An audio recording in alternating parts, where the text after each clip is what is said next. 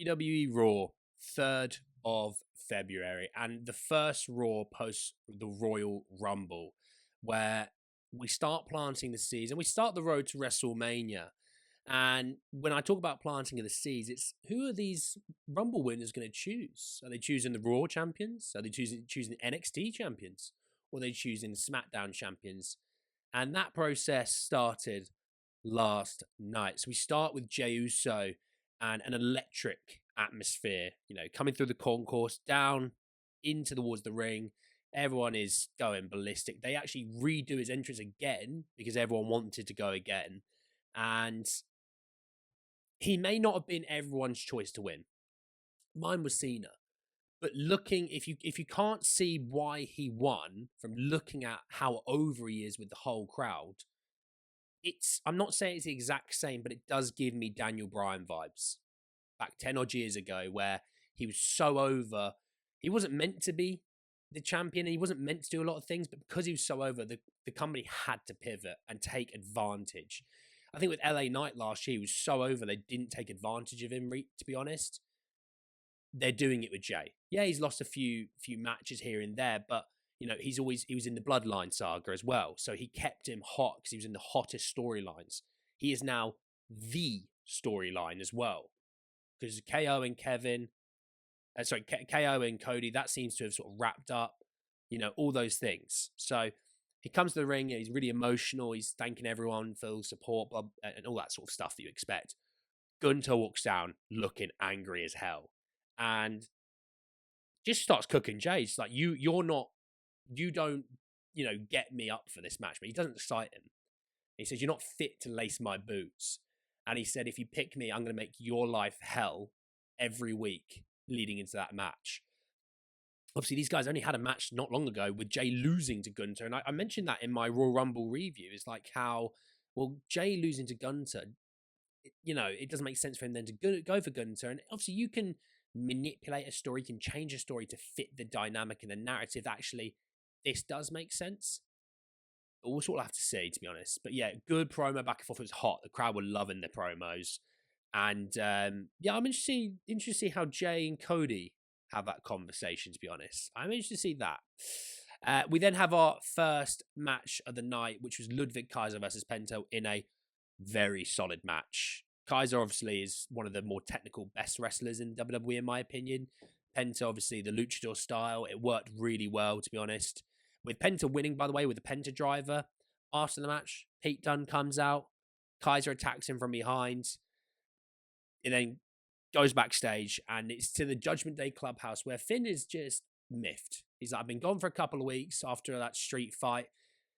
You took my title match to Dominic. You took my title match. You took my tag team partner. You then got him injured. Maybe we need to hire you a babysitter. And, all gets broken up. And they say, you've got a qualifying match for the Elimination Chamber, and that's thanks to Dominic.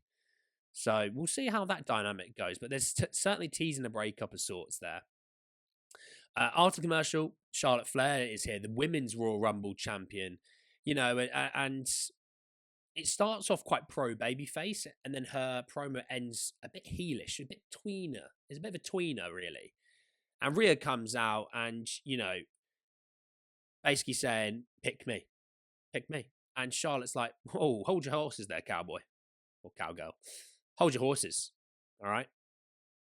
You're too quick to the jump. I need to go and see what Julia has to offer. I need to go and see what Tiffy Morgan needs to offer. They need to inspire me, kind of thing. And that's why it was a bit heelish. It was a bit tweenery between the babyface and heel. I quite liked it. It was quite nice to see someone actually put Rhea in her place for a change. It made Rhea, I don't know. I quite enjoyed the promo. Like, I'm not the biggest Charlotte Flair fan, but I enjoyed the promo. And this character arc, good and bad, I could get on board with that. I could. You then have really the next match. There was a backstage segment or two. You have the next match with New Day heading out to the ring, by the way. New entrance. I think Jim Johnson might have made this one, by the way. I don't think it was Death Rebel, which, if so, the GOAT is back. The GOAT is back. But also from that situation, Io Sky attacked by Liv Morgan and Raquel Rodriguez, who then in turn Raquel attacked Rhea as she tried to come to her aid. Obviously, with the match set up for a little bit later. But you had the Latino World Order of Dragon Lee is back, by the way. Great to see Dragon Lee back. And Rey Mysterio versus the New Day, with the New Day winning with Trouble in Paradise from Kofi on Rey. Good match. Loving the character arc. Loving the heel. I love New Day heel. It's been such a long time where they felt so stale.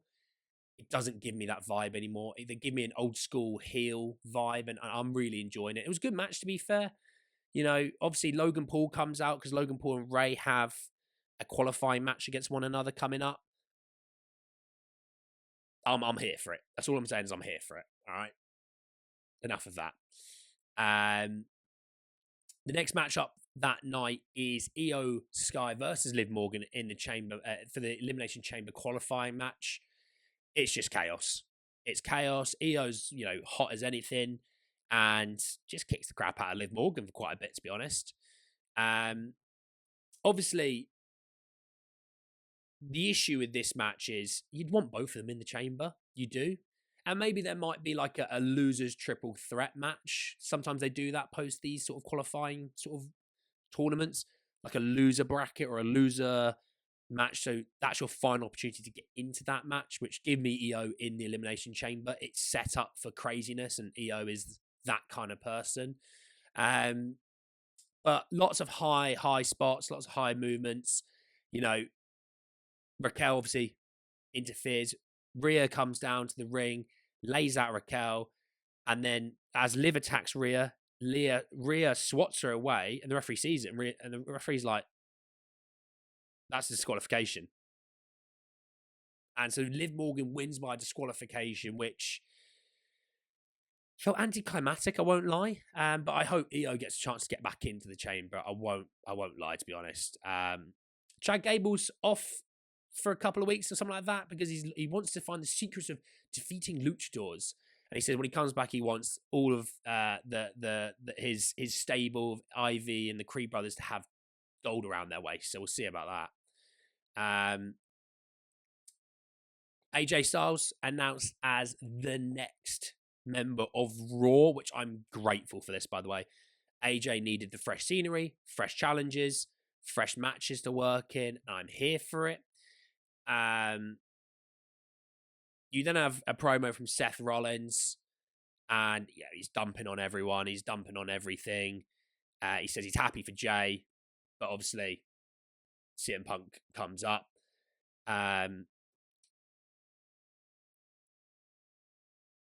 It's weird. Obviously, he hurts Roman, and he's like, no one wants to admit it because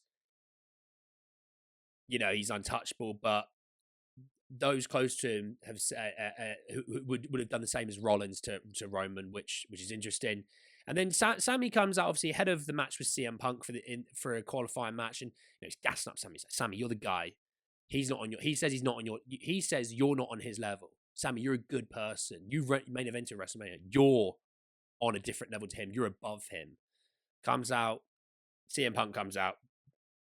They look like about to brawl. Referees somehow break up, and Rollins goes off to the back. Comes out to the match, and again, he's berating Sami in the ring. You're not on my level, and things like that. And it's a really good match. Loads of close falls. Sami looked like I thought Sami was going to win at one point. I really did. Hits the Blue Thunder. It goes in the end with he goes for the Hoover kick. Punk gets out of the way. As Sami gets up, GTS, finished. After that, though, as CM Punk and Sami sort of sign of respect, as Punk was leaving, Kevin Owens attacks Sami from behind. Obviously, Punk, he gets sort of hit as well, so Punk falls out the ring, hits a package pile driver on Sami, and for me, I was shocked. I was. Sami versus Kevin, I could watch those two wrestle every day of the week, right? Banger matches after banger matches. But obviously, Kevin's just went through a brutal match only a couple of nights ago. Interesting where this character arc goes. Obviously, guys are on two different shows. Obviously, I know a lot of the exchanges and things like that happen, but two different shows. But is it a situation where Kevin feels like Sami chose Cody over him again, and he can go through that delusional path, which I'm here for? which I am here for. But again, if that's the case that he is, it's the Kevin Owens Cody Rhodes situation is dead, buried, over, final. I wonder what happens with Cody, and it all really stems from who does Jey pick, and then whoever's left, the Elimination Chamber winner gets that, which we hope it's John Cena. So look, so far in the Chamber matches, you've got Cena in there. CM Punk's going to be in there. We'll find out about Ray and Logan. Obviously, SmackDown will have their matches as well, so we'll see about that. Obviously, Liv Morgan is in the Elimination Chamber as well now. We'll see what really comes around. They've got 4 weeks basically to build to the Chamber, and they're with 3 guys already. 3 guys? 2 guys, sorry. 2 guys being already announced for the men's, with, I expect, at least another one by SmackDown. You think then by Raw, you got Logan and Ray. You can have 4, another one on SmackDown. You could easily build that story up and up and up and up. Not a problem. They gave you a glimpse of Punk and Cena. I think they're going to go a bit more into it in the Chamber. I wouldn't be surprised if they're the last 2. Obviously, with the women's one, you'll obviously get another one on SmackDown at least, and you could build the women's one really well as well, to be honest. So, looking forward to Chamber. I'm looking forward to NXT tonight. Obviously, preview and review of NXT will come out tomorrow as well. But yeah, thanks very much for letting me know your thoughts down below. I'll speak to you all soon. Peace.